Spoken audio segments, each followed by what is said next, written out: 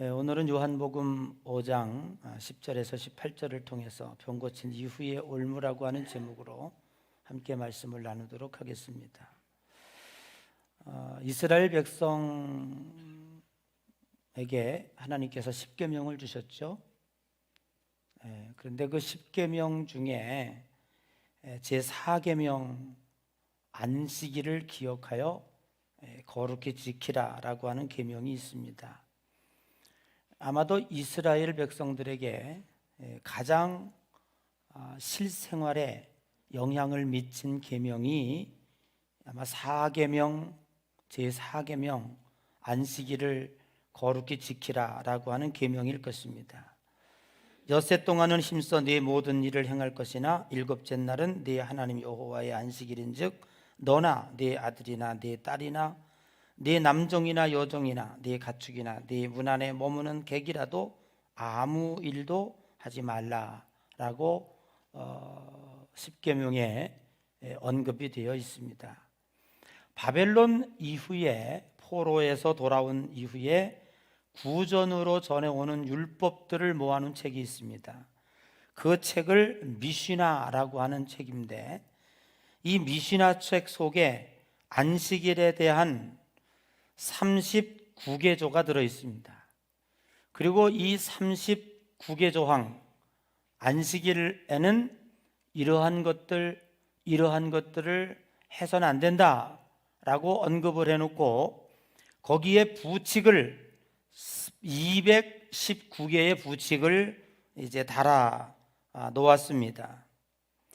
씨 뿌리는 일, 수확하는 일, 곡식단을 묶는 일, 타작하는 일, 키질하는 일, 곡식 고르는 일, 맷돌질하는 일, 반죽을 만드는 일, 빵 만드는 일, 양털 깎는 일, 심지어 구두끈을 매는 일도 금지되고 있습니다. 이 부칙에는 어린아이를 안아주는 것은 죄가 아니에요. 그런데 어린아이가 책을 들고 있어. 그런데 그 책 들고 있는 어린아이를 안으면 죄가 되는 거예요. 참 웃기죠? 장님이 지팡이를 짚고 다니는 거는 죄가 안 돼. 그런데 어느 날 눈이 떴어. 그래서 짚고 다니던 지팡이를 짚으면 또 그건 죄가 되는 거예요. 그러니까 참 이 얼마나 이 안식일법이 인간을 불편하게 하고 있는지에 대해서 증명하고 있습니다. 제가 오늘 밤에 이스라엘로 떠납니다. 예루살렘에 가서 꼭 확인해 보고 싶은 것이 있는데 이제는 이 세상의 문명이 발달하다 보니까 빌딩마다 엘리베이터가 있잖아요. 우리가 20층을 간다 그러면 20층 버튼을 눌러야 돼요. 그런데 안식일에는 그 버튼을 누르는 것까지 죄다. 그래가지고 안식일 날만 사용하는 특별한 방법이 있다고 그러는데 음성으로 하는지 20층 그러는지 누가 눌러주는지 죄 짓는 전담자가 있어서 눌러주는지 제가 꼭 확인하고 있더라 없더라를 다음 주는 안 되고 그 다음 주에 제가 아주 생생실실하게 제가 말씀을 드리겠습니다. 이토록 안식일법이 이스라엘 백성들을 형식화 만들고 있다고 하는 것입니다. 오늘 본문은 지난주에 이어서 38년 된 중풍병자가 은혜의 집 베데스다 연못에서 예수님을 만나 병 고침을 받는 사건의 연속입니다. 다 잊으셨어요? 생소합니까? 그러거나 저러거나. 오늘 요한복음 5장 9절에 보면 지난주에 본문의 말씀이 요한복음 5장 1절에서 9절이에요. 근데 부목사님들이 주보를 만들면서 내가 본문은 요한복음 5장 1절에서 9절이다 그리고 써서 보냈더니 전화가 왔어요. 요한복음 5장 1절 한번 펼쳐주세요. 자, 뭐라고 한번 보면 이렇게 되어 있습니다. 그 사람이 곧 나아서 자리를 들고 걸어가니라. 그래 놓고 저기는 안 표시가 안 되어 있는데 여러분들의 성경을 보면 동그라미가 쳐 있습니다. 성경에 동그라미와 동그라미 그 사이는 한 패러그래프로 한 주제로 내용이 끊어졌다 그런 얘기예요. 그래서 어떤 주제와 주제, 어떤 내용과 단락을 끊을 때 절 사이에 동그라미를 해서 그 한 절이 그 한 주제가 끝났다라는 것을 성경에 표시하고 있어요. 그려 안 그려? 그려? 내 성경만 그래? 안 그런 데도 있구나. 안 그런 성경도 있겠구나. 있어요, 없어요? 있죠? 네. 그러니까 부목사님들이 분명히 내용적으로 볼 때는 그 사람이 곧 나와서 자리 들고 걸어가니라 동그라미로 끝났는데 이날은 안식일이니 라고 하는 거를 올려야 될까요? 말아야 될까요? 분명히 본문은 1절에서 9절까지라고 그랬으니 이날은 안식일이니 라는 말까지 올려야 될까요? 말아야 될까요? 내용이 끝났는데? 아무 의미 없는 말인데 저게 무슨 말이라고 올려요? 그래서 지난주는 안 올렸습니다. 저 뒤에 이날은 안식일이니 라고 하는 걸 생략하고 구절을 잘라 먹었어요. 그런데 여러분, 성경은요 그 어떤 것도 뜻이 없는 건 없습니다. 왜 사도 요한이 요한복음을 쓸 때 9절에다가 그 사람이 곧 나아서 자리를 들고 걸어가니라 라고 끝내버리고 이날은 안식일이니 라고 하면서 10절로 시작하지 않고 왜 이날은 안식일이라는 말을 잘라서 9절에다가 올려 붙였느냐 이 말이에요. 여기에는 분명한 의도가 있을 것이다. 분명히 사도 요한이 우리들에게 훗날의 성경을 보는 사람들에게 전해주고 싶은 메시지가 있다 그런 얘기예요. 여러분 생각에는 왜 그랬을 것 같아요? 폐지 절약하려고? 올려 붙이면 멋있게 하려고? 그게 아닙니다. 여러분 여기 오늘 본문의 말씀에 보면 이런 얘기입니다. 38년 된 중풍병자가 고침을 받았다면 보통 38년 동안 고침을 누워 있다가 예수님을 만나서 자리를 들고 걸어가라 그래서 고침을 받았다면 보통 거기에 수만 명이 모여 있단 말이에요. 기적이 일어난 거예요. 그럼 어떻게 해야 돼요? 38년 된 중풍병자가 예수님 앞에 벌떡 일어났다니까? 그러면 보통 기적을 그들이 봤으니까 와 박수를 치면서 할렐루야 병자가 나았다 축하합니다 축복합니다 이제 걷게 됐군요 뭐 별 해야 되잖아요. 그런데 오늘 여기 왜 사도 요한은 이날은 안식일이니 라고 하는 말을 위에다 불렸을까? 이 사람들은 온통 베데스다 연못가에서 38년 된 중풍병자가 나았는데 초점이 있지 않아. 하여튼 뭐 낫던 거꾸러졌던 뭘든 그거는 그 사람들에게 관심이 없어. 38년 된 중풍병자가 나와서 자리를 들을 정도가 됐는데 얼마나 축하할 일입니까? 박수를 쳐야 되는데 거기에 모인 유대인들이 뭐라고 얘기하는 줄 아세요? 야, 너 네 지금 안식일인데 말이야, 안식일 날 들 것을 들고 걸어가는 것이 옳지 않아. 그거 낫지 말라는 거예요. 너 낳은 게 잘못됐다는 거예요. 그리고 지금 이 사람을 꾸짖고 안식일에 대한 시비를 하고 있다는 겁니다.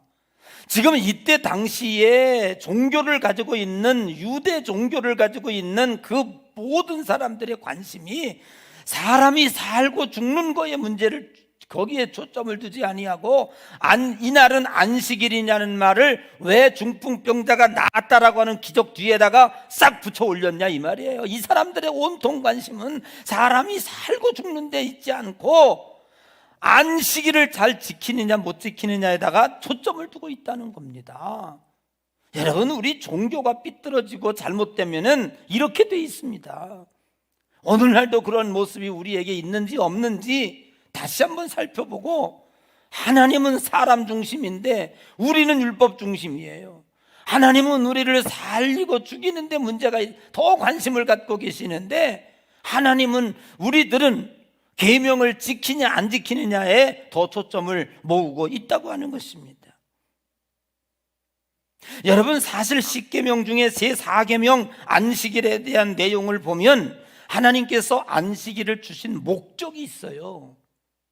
제가 조금 전에 안식일에 대하여 남종이나 여종이나 네 딸이나 아들이나 네 집안에 있는 모든 객이라도 아무 일도 하지 말라라고 하면서 출애굽기 20장 11절 그 다음에 나와요. 그러므로 나와요.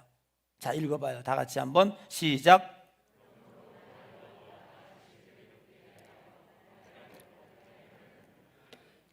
자, 그러므로 내가 너희들에게 안식일을 주는 목적의 결론, 그게 뭐야? 그러므로 내가 여호와가 안식일을 복되게 하여 이 날을 거룩하게 했다.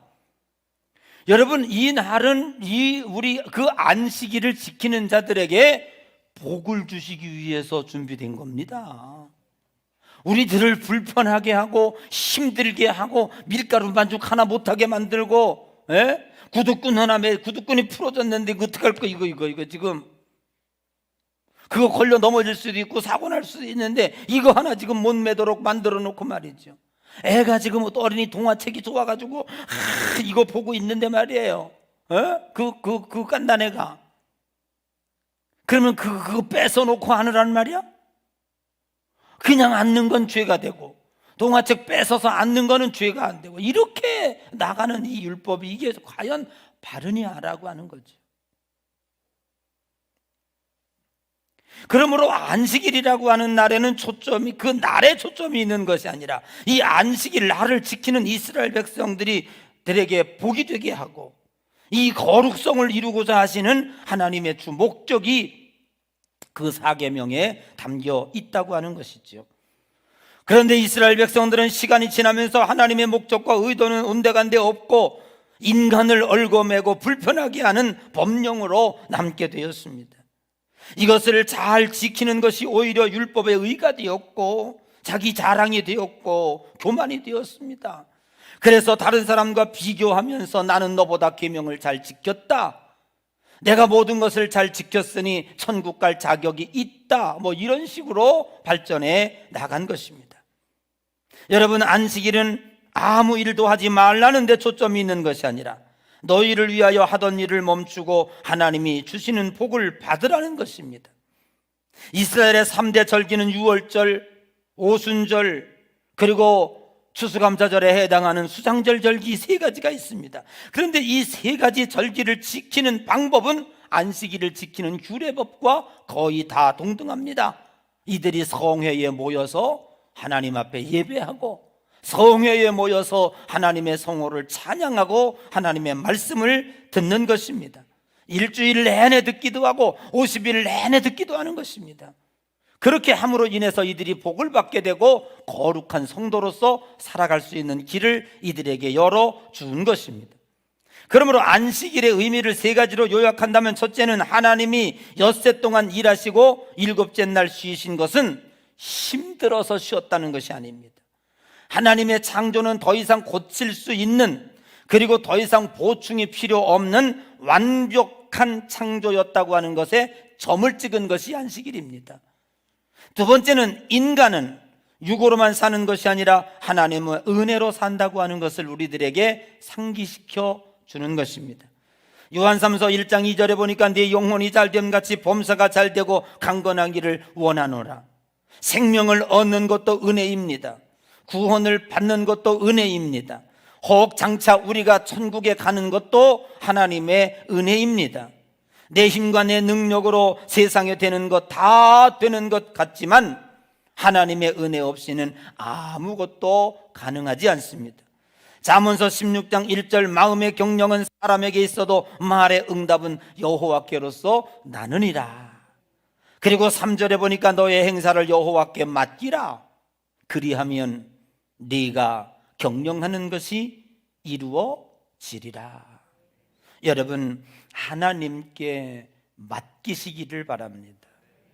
내가 주일 성수하는 것, 여러분 오늘 우리가 일하다가 엿새 동안 일하다가 일을 멈추고 주일날 교회 오는 것은, 여러분 일하다가 멈추고 온다는 게 쉬운 게 아니에요. 나가고 싶죠? 지금은 여러분 직장마다 다 쉬니까 이거 이해가 잘 안 돼. 옛날에 농사 짓는 사람들은요, 한시가 급합니다. 그리고 월요일날 당장 비가 온다고 그래. 오늘 추수해야 돼, 오늘 거둬야 돼. 그럼 이걸 멈추고 오늘 추수를 거두어서 곡간에 드리고 그래야 되는데, 월요일날 폭우가 쏟아진다는 예보가 있는데 이걸 멈추고, 다 멈추고 안식일이라고 주일이라고 교회 가서 주일 성수 온전히 한다? 이거 쉬운 일이 아니야. 그러면 그 뒤에 무슨 신앙이 들어있느냐? 비록 월요일날 폭우가 와서 내가 1년 동안 농사 지은 것들이 다 물에 잠긴다고 할지라도 하나님이 지켜주실 것이다. 내가 그 폭우를 피하여 오늘 그 곡식을 다 걷어서 창고에 들여서 월요일날 폭우를 피해서 1년 농사를 내가 아름답게 추수를 해놓는다고 할지라도 하나님의 은혜가 아니면 그건 다 허사가 될 수밖에 없다. 그러므로 우리가 주일 성수하고 하나님 앞에 안식일을 지키는 것은 바로 여기에 있다는 것입니다. 모든 것은 하나님의 은혜로 된다. 인간의 육체의 불완전성과 인간의 욕망의 허망성을 하나님은 알기 때문에 안식일을 지키라고 그런 거예요. 실험을 했습니다. 한 그룹은 하루 종일 쉬지 않고 나무를 베는 일을 시켰습니다. 한 그룹은 1시간 일하고 10분 쉬고 1시간 일하고 10분 쉬고, 그렇게 해서 하루 종일 나무를 산에 가서 베게 했습니다. 결론은 놀라웠습니다. 하루 종일 쉬지 않고 나무를 벤 사람의 그릇보다 1시간 일하고 10분 쉬고 1시간 일하고 10분 쉬고 그렇게 해서 쉬면서 나무를 벤 사람의 그릇의 나무가 훨씬 더 많이 베어졌다는 거예요. 여러분, 인간의 욕망은 자기 몸이 망가지는지도 모르고 그 욕심을 채우기 위해서 일을 합니다. 결국 자기의 몸이 치료할 수 없는 극단적 상황에 가서야 아이고 내가 잘못 살았구나, 내 몸이 쉬지도 못하고 무언가를 이루기 위해서 지금까지 달려왔는데 이제는 어찌할꼬, 그때 후회한다 그 말이에요. 하나님은 우리를 창조하셨습니다.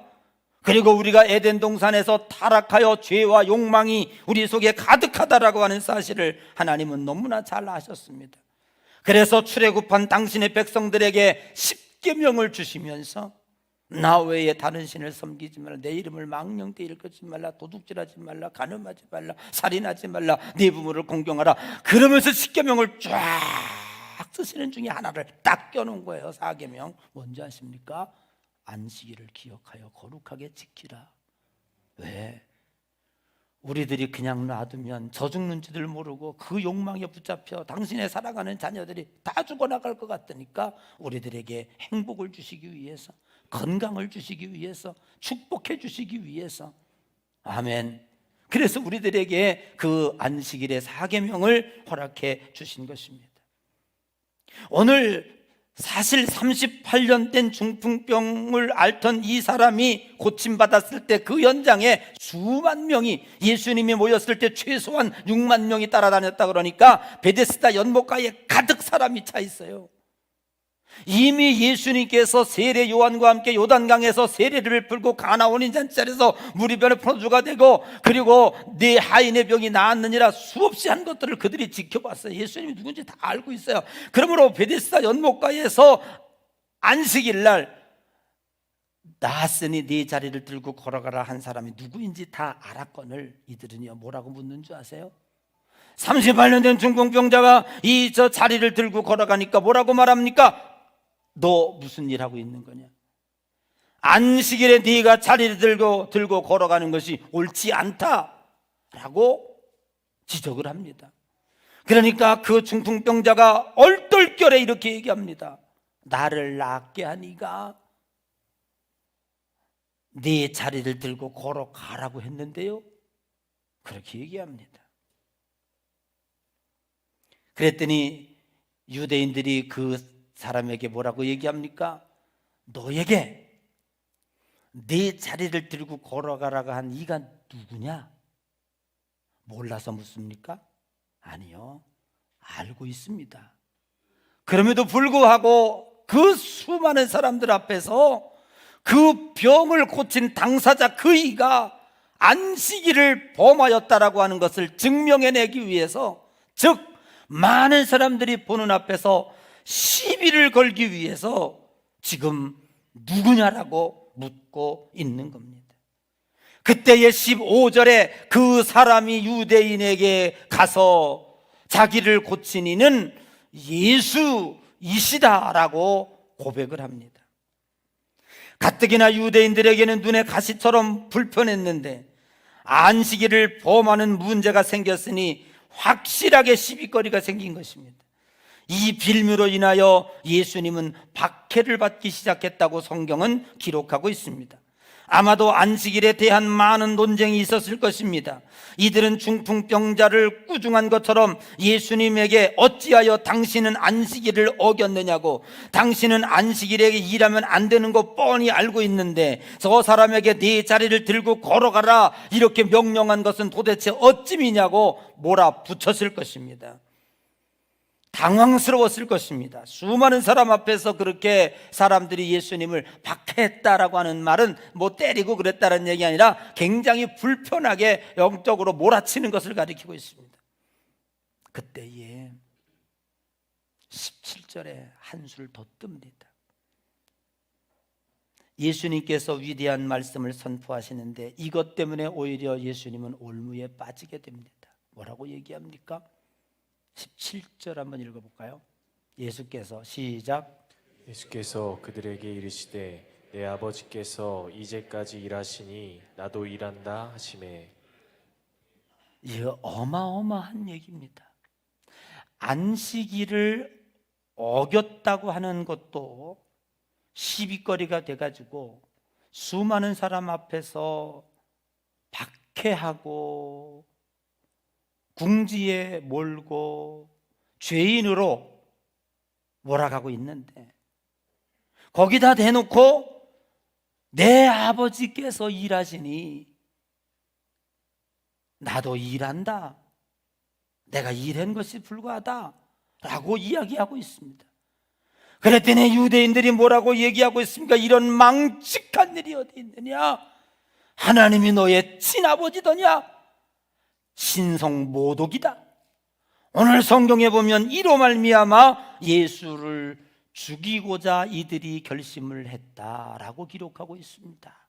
그러면 예수님은 이 사람들이 지금 가뜩이나 안식일 문제로 시비를 걸어오고 그것을 빌미로 인하여 박해를 하려고 하는 데다가 아버지께서 일하시니 나도 일한다고 하는 말이 얼마나 큰 파장을 일으키시고 얼마나 큰 어려움이 올까를 뻔히 아시면서 왜 예수님은 이런 말씀을 우리들에게 하셨을까라고 하는 것입니다.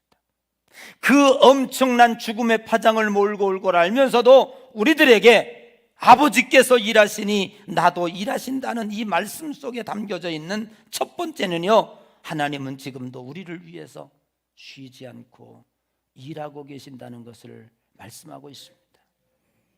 엿새 동안 일하시고 일곱째 날 쉬셨다 하여 완전히 그 일을 멈춘 것이 아닙니다.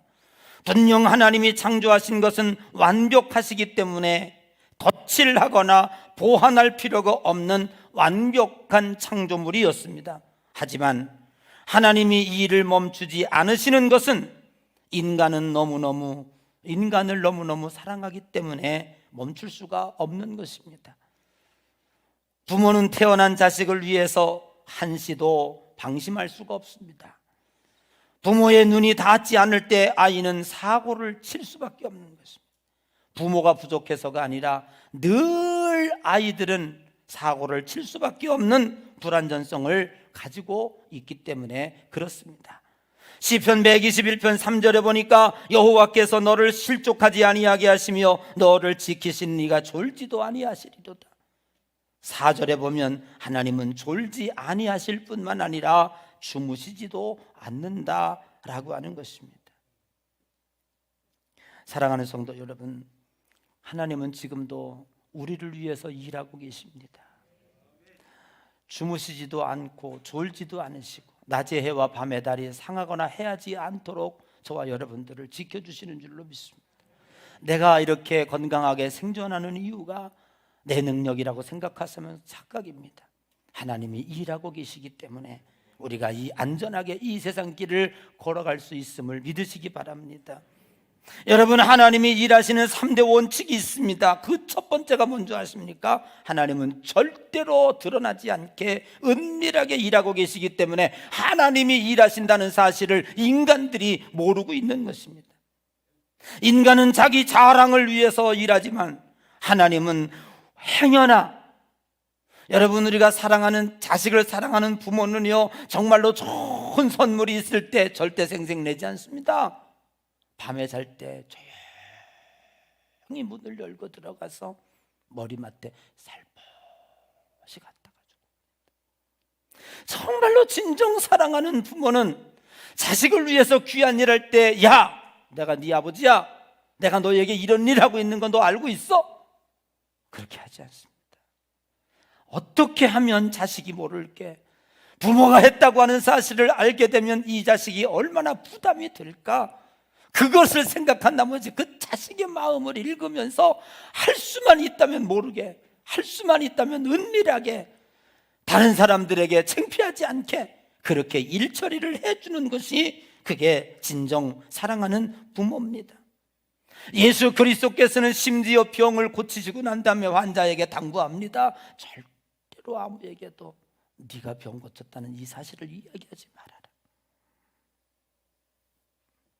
사랑하는 성도 여러분, 하룻밤 자고 났는데 아침이 됐습니다. 여러분들이 알지도 못하는 사이에, 소리도 듣지 못하는 사이에 지구는 이미 한 바퀴 돌았다는 사실을 알고 계십니까?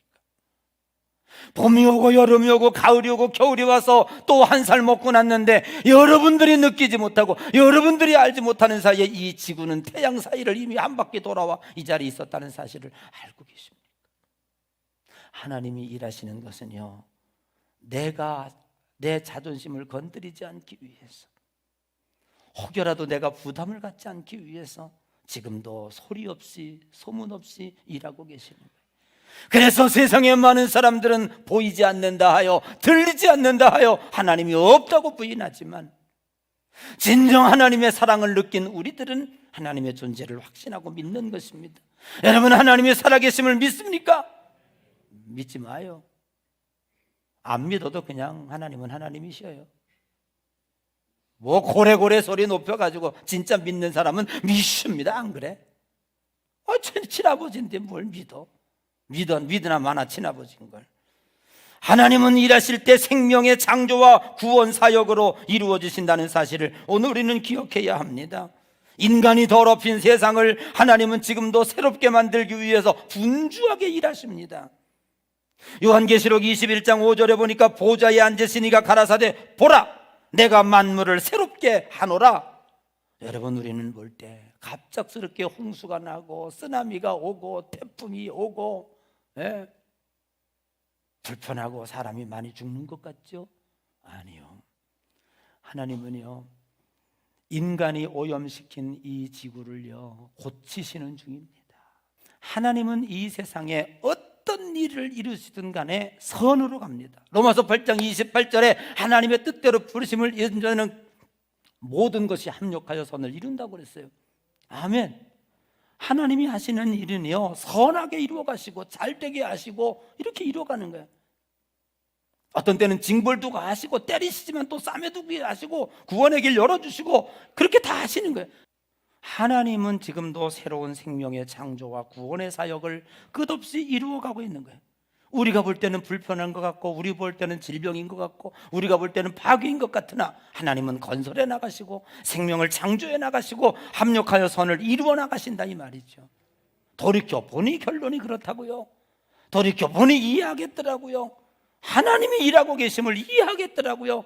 인간이 막았어요. 바벨탑 무너지는데 무너지지 말게 야 같이 와서 쌓자 붙자 그리고 붙들고 있는 게 3년 붙들고 있었던 거예요. 지금 여러분 정신 똑바로 차리고 믿음 안의 길 걸어가시길 주님의 이름으로 축복합니다.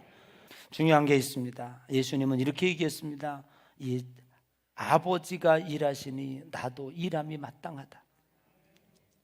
고린도후서 3장 6절에 보니까 그가 또한 우리를 새 언약의 일꾼 되게 만족하게 하셨으니 우리는 주님과 함께 새로운 언약의 일꾼으로 부름받은 하나님의 일에 동참자가 된 줄로 믿습니다. 예수님은 하나님을 친아버지라 하였고 그러므로 자신은 친아들이므로 하나님의 일을 하는 것이 마땅하다고 변론했습니다. 그러면 적용해보면 하나님은 우리의 아버지입니다. 하나님은 우리를 양자로 삼으시고 하나님을 아버지라 부르게 하셨습니다. 훗날에 우리를 상속자로 삼아주셨습니다.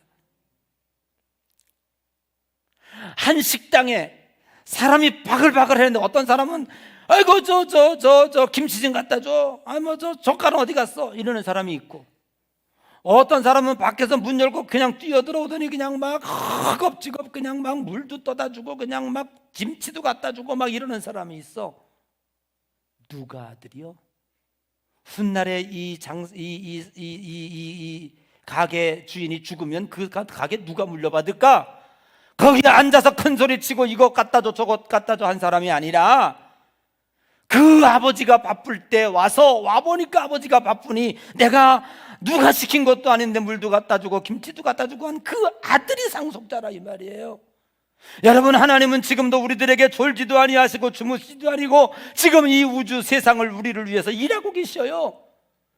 그러면 우리가 주님의 자녀로 부름받았다면 우리는 이렇게 있을 수 있겠어? 뭐 갖다 달라 뭐 갖다 달라 맨날 복 달라 뭐 달라 이러고 있을 수 있겠어? 예수님은 아니다 이 말이에요. 아버지가 나의 친아버지니 내가 하나님의 일을 내가 하는 거다 그런 얘기입니다. 그래서 하나님의 상속자가 된 거예요. 저와 여러분이 상속자가 된 줄로 믿습니다. 오늘 이 시간부터 이제는 방향을 바꿔요. 욕망과 욕심으로 뭘 달라 불평하고 이거 안 준 그거는 이미 하늘나라 갈 자격을 상실한 거예요. 하나님이 지금 바쁘게 일하시니 주님 먼저 그의 나라와 그의 의를 구하라. 그리하면 이 모든 것을 너희에게 더하여 주시리라. 아멘. 하나님이 그 의를 위해서 일하시니 나도 그 의를 위해서 일하겠습니다. 여러분, 우리가 어떤 일을 하든 아멘, 식당을 하든 회사를 다니건 환경미화원을 하건 복지사를 하건 루안다에 가서 선교사를 하건 전부 귀한 일이에요. 왜 귀한 일이냐? 이제는 우리가 주님의 일을 함께 하는 겁니다. 아멘. 그런 마음의 자세로 방향을 바꾸는 거예요. 이제는 자나깨나 어떻게 하면 주님을 기쁘시게 할까? 어떻게 하면 돈 많이 벌면 이 돈으로 주님의 일에 참여할까? 어떻게 하면 건강해서 주님의 사역에 일할까? 머릿속에 불평이 나고 원망하고 누구 죽일 생각이 나고 이 죄된 생각이 나고, 이거는 성도들이 하는 게 아니잖아요. 그건 마귀가 하는 거지. 우리는 주님의 창조와 선한 사역에 참여하는 성도들인 줄로 믿습니다. 오늘 저와 여러분들이, 오늘 이 젊은 선교사가 모든 걸 포기하고 루안다에 가서 아프리카에서 그들과 함께하는 그 마음 자세로 가정에서 일하건 직장에서 일하건 부름받아 나서님은 어디든지 가오리다, 이러한 주님의 뜻에 나는 하나님의 일에 참여하는 자라는 마음으로 불평분망 다 뒤로하고 그 뜻을 가지고 일생을 살아가는 오늘 여러분의 삶의 방향이 바뀌어지는 축복의 시간이 되시기를 주님의 이름으로 축복합니다.